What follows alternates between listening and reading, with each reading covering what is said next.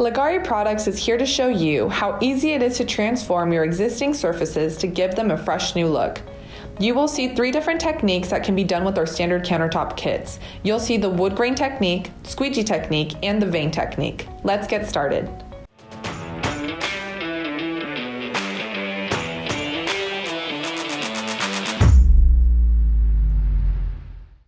All right guys, so just real quick, after the primer set up a little bit, we went and we dammed up our sink area, right? There's no point in just letting the epoxy run off in here and wasting it. So we kind of dammed this up. Make sure you push your tape in really good, especially on the corners, work that in.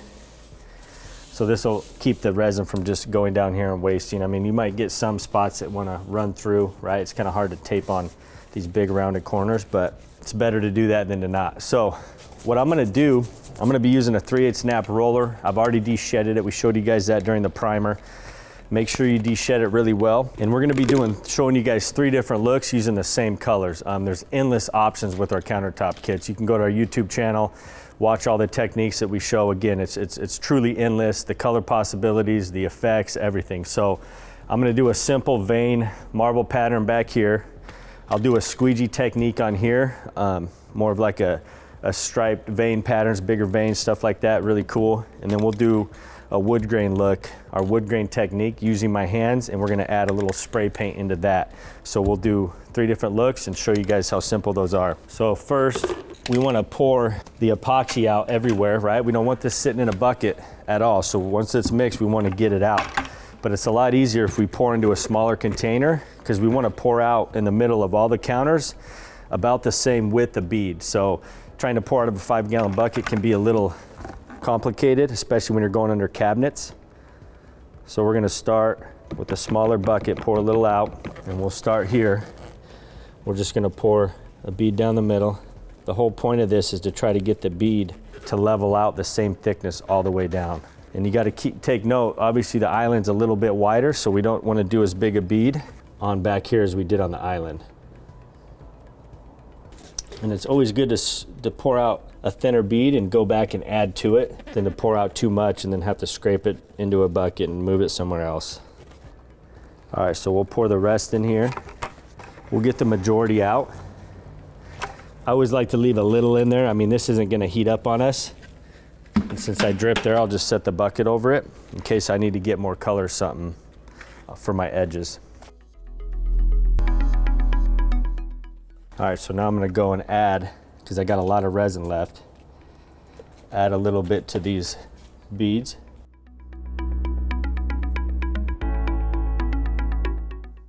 Again, this is a lot wider, so this is gonna be, we're gonna want more product out here. So I'll maybe add just a little bit more here. And then we'll finish up. Notice how we got a really wide bead here, so I'm not gonna pour in that spot. We're just gonna add a little right here. That'll level out more. And then we'll pour a little back here, a little on our front edge here. And again, I got just a little in there. That's okay to let that sit in a bucket. Now what we'll do is we'll just cross roll these beads. And it's good to get your roller soaked up before you start thinning that out. That'll minimize it pulling any hairs off your roller. So I'll just take a minute, get this roller all the way soaked up with resin, and then we can start.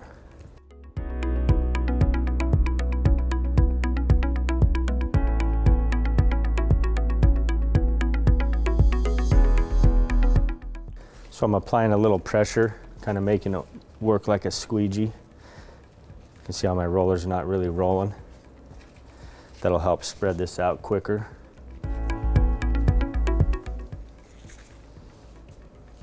And if I have any spots that are gonna start rolling over the counter, I'll just push that back. So I'm just trying to get right to the edges without pushing that product over.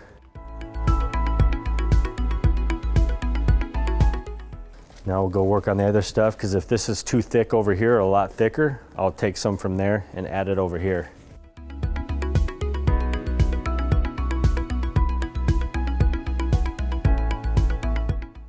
Looks about the perfect amount on this spot. And then I like to get a bead pushing up on that tape. That way we get epoxy all the way up to that tape edge, because remember we taped it a little high.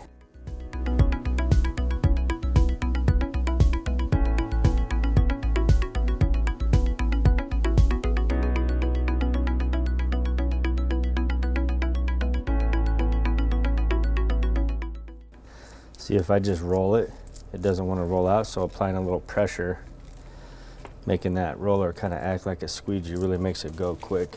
And then once it kind of gets rolled out, I can just let it start rolling normal without applying any pressure. Again, just making sure I get all the way up to that tape edge. If you guys need a paintbrush or anything to get back in tight spots, you can use that paintbrush for that.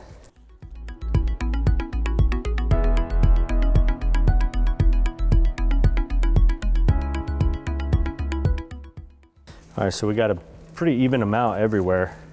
So now I can kind of start pushing this stuff to the edges. Just getting some product close.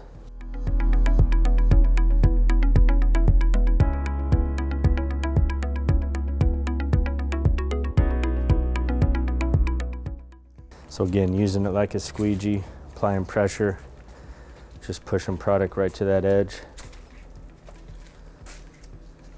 And then I'll just flatten that off. So it's gonna wanna start dripping down your edges, so just be cautious of where you're gonna put your feet.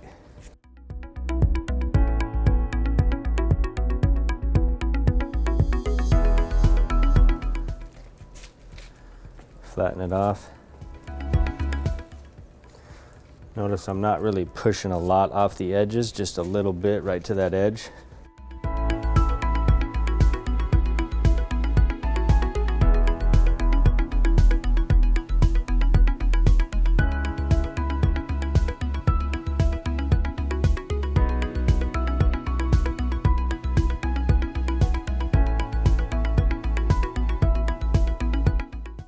All right, so I'm gonna take the remaining stuff in the bucket and I'm just gonna run a bead all around my edges.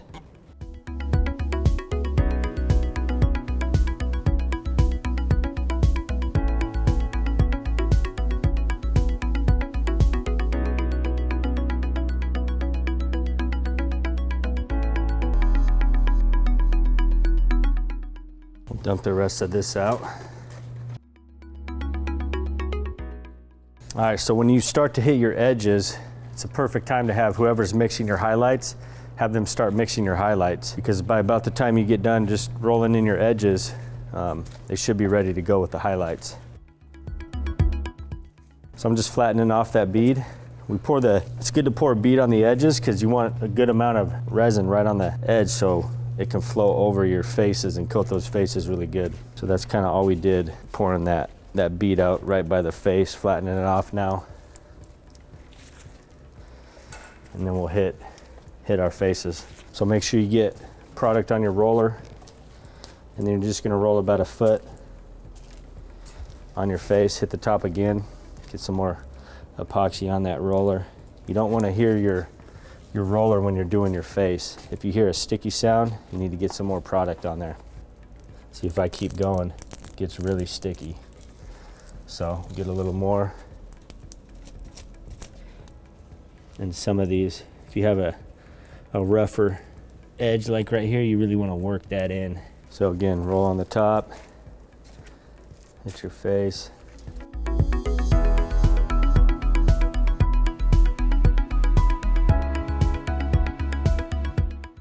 And if you see any big chunks of debris, you can pick that out as well.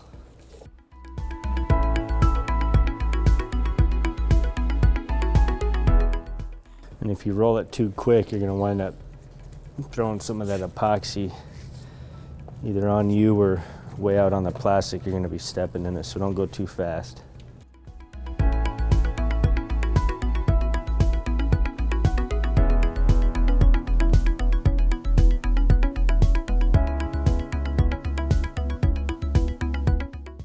All right, so again, we're gonna mix the highlights now because we're a lot faster. We do this a lot, but again, when you're doing your edges, have whoever's helping you start mixing those highlights. And if you guys get drips or stepping or anything, it's good to wipe it up using a rag and denatured alcohol. That way you're not tracking it all over your plastic. All right, so we're gonna show you the 3 different techniques. I'll do the vein one first, and I'm just gonna pour a small amount in here, and you're gonna see that it doesn't take much to do this design. A lot of people will pour too much out when they're going for those smaller veins. And so we're using about, I don't know, 2.5 ounces right here, and I probably won't even use all this. So we'll get a little on the paint stick, and then we'll just kind of drizzle it out. And you can do longer ones, shorter ones, but I want to try to make sure all my veins are kind of going different directions. They're not doing the same thing every time.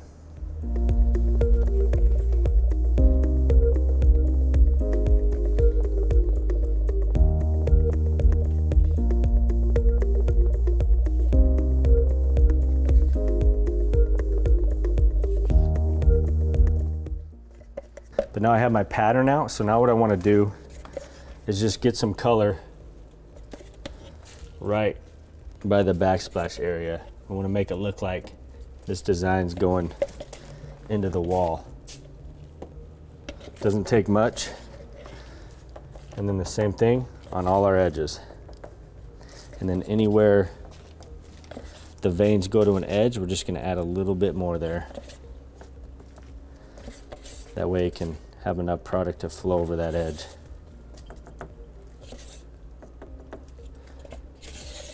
Can't forget about back here.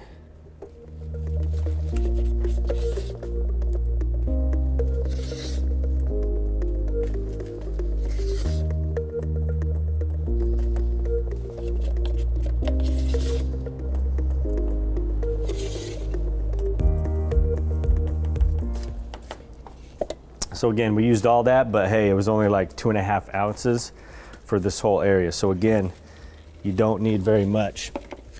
So I'll blend this real quick. Again, I don't recommend letting highlights sit in a bucket, do your whole counter, because you're typically going to be doing the same design everywhere. So blending this, there's a couple ways. You can just kind of swirl the counter like this all randomly, but what I'm going to show you is blending along with the veins. So take a second, get this roller soaked up with the resin, and then we're just going to kind of blend at an angle, keeping this at an angle, kind of blending these veins, right? Following that pattern.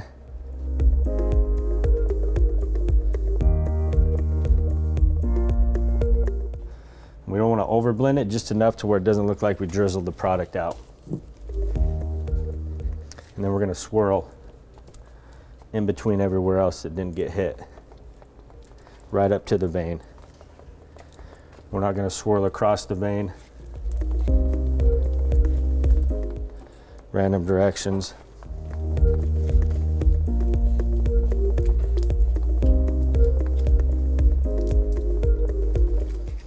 And then we're going to hit our edge. Kind of blend that in as well.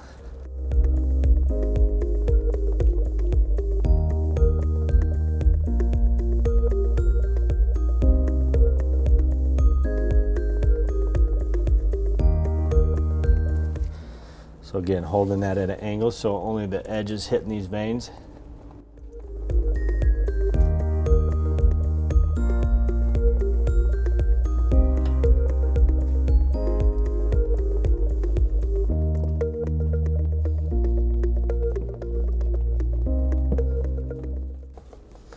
And then swirling right up to them.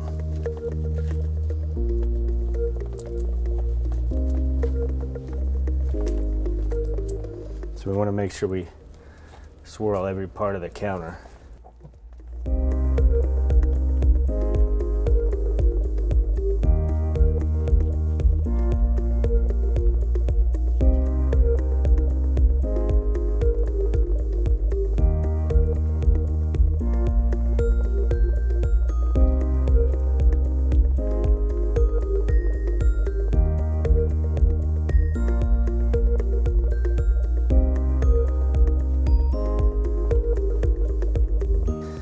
Now that's basically the technique with the roller, so I'm done with the roller, so I'm just gonna hit my edges here.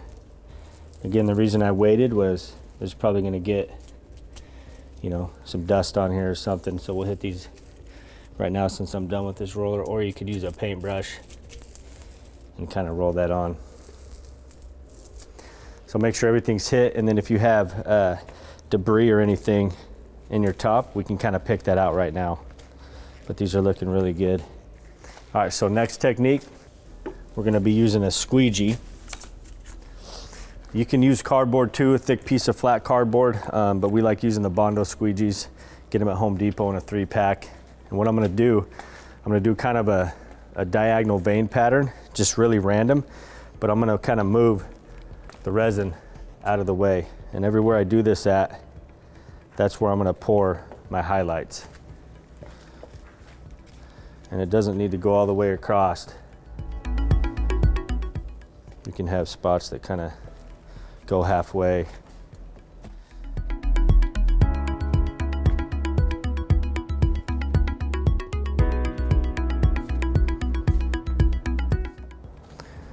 Open up some spots on our edges.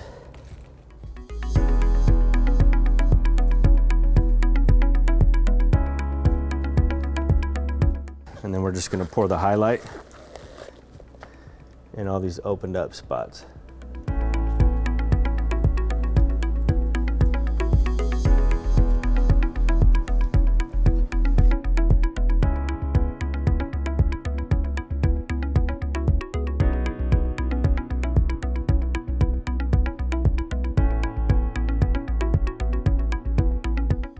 And if you guys are doing your whole counters like this, you probably want to start out with smaller beads. Make sure you can get your color everywhere throughout the counter, and then you can go back and add to it. You don't want to get halfway through your counters and then run out of highlight color.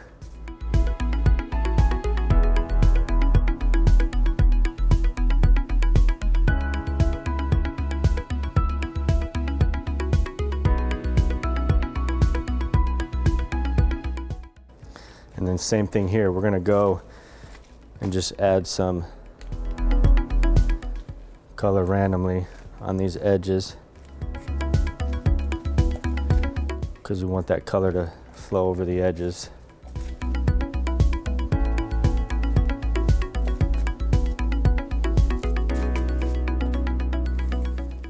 And now we're just gonna blend in that kind of pattern with the squeegee. We're gonna hold it at a low angle and just kind of skip across the surface. Try not to blend it too much, but we want to blend it enough to where it doesn't look like just a bead was poured out. And we'll add a little, looks like I missed a guy out there. Get a little in here. So again, at a low angle, just enough to where it doesn't look like it's still like a bead that was poured out.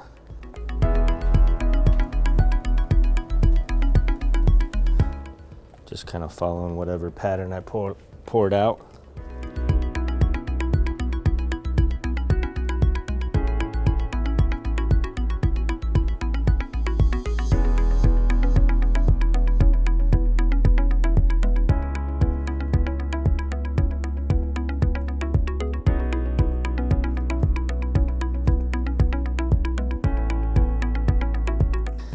So I'm not applying a lot of pressure, kind of just running that on the surface.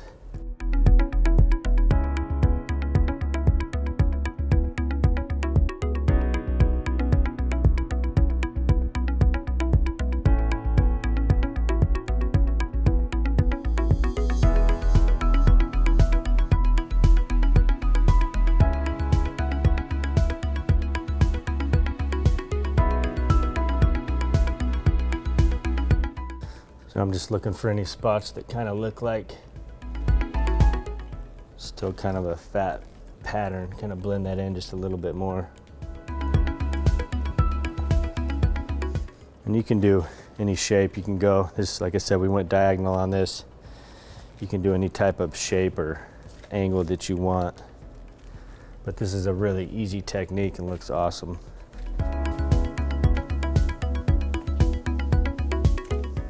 All right, so what we'll do now is just take that roller that we did on the base coat, and we're gonna just get all these edges a good thick coat on them, flattening these thick spots off.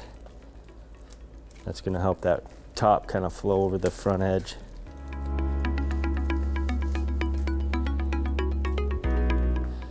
You can kind of see like right here where it's all coated and then it looks really light.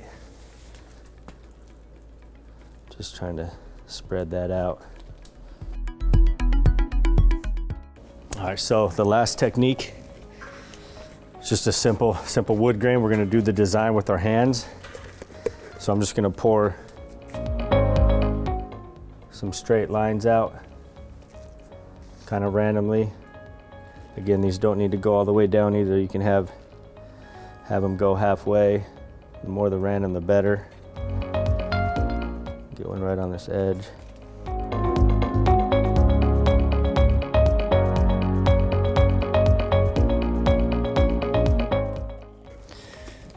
And then we're gonna use a little black spray paint. Make sure you guys shake this up good.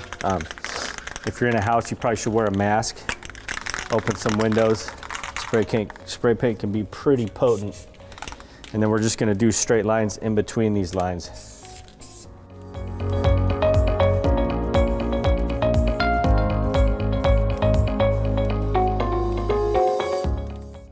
And we can always add more. We can't take it out. So it's, if you want small amounts of black, start out with less spray paint. And then I'm just gonna blend this, just going back and forth.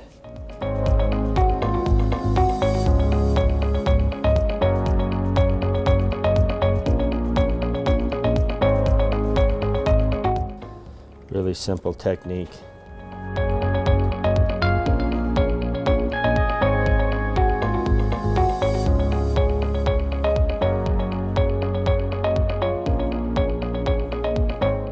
And again, you can do these at angles however you want. We're just keeping them kind of straight. So again, we're trying to blend it enough to where it doesn't look like a line was poured out. So I'm going to tone down some of these solid colored orange spots with just a little bit of black. Run that through there real lightly.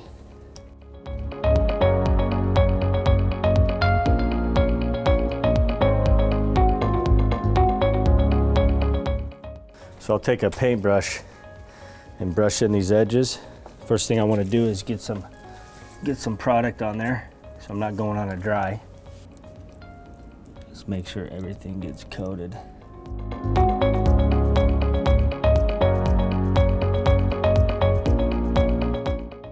And then this should continuously flow here for the next half an hour, 45 minutes.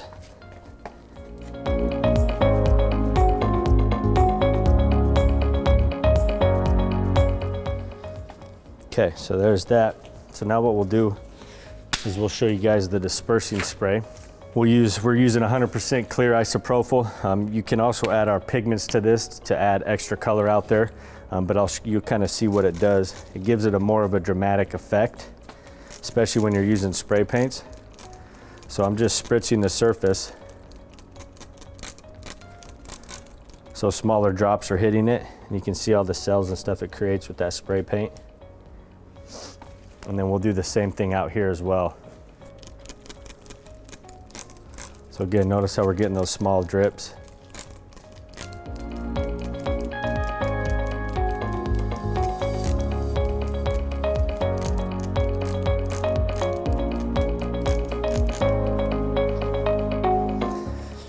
So guys, once you spray the isopropyl, it's always good to roll your edges one last time, because you can see, like where I was spraying over here, how it hit the edge.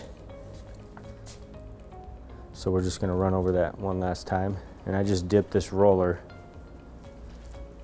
in the bucket that we poured out of. Since there's such small amount of epoxy in here, it hasn't heated up on us.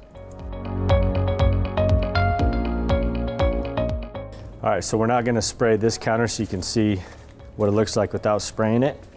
But I am gonna roll my edges because there's a few thin spots. Again, just getting some product on the roller from the bucket.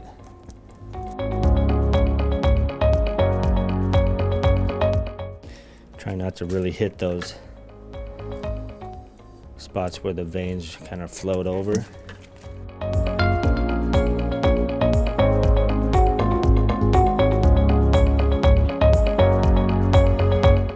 And that's it. So the last thing we'll have to do, it's still a little early to scrape the drips, but I'll kind of do that just to show you guys how to do it.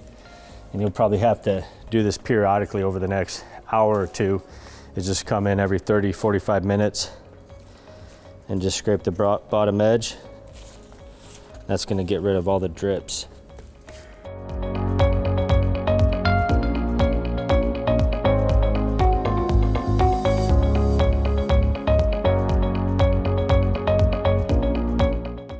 You can see how it's still fluid, so it's gonna be dripping a lot. Once this starts to set up and get really sticky, it's almost better to use like a putty knife, something that's sharper and thinner to scrape them. Because once this sets up, if you use a paint stick, it'll want to pull the resin and it won't kind of flatten it off. So just keep that in mind. But yeah, that's it.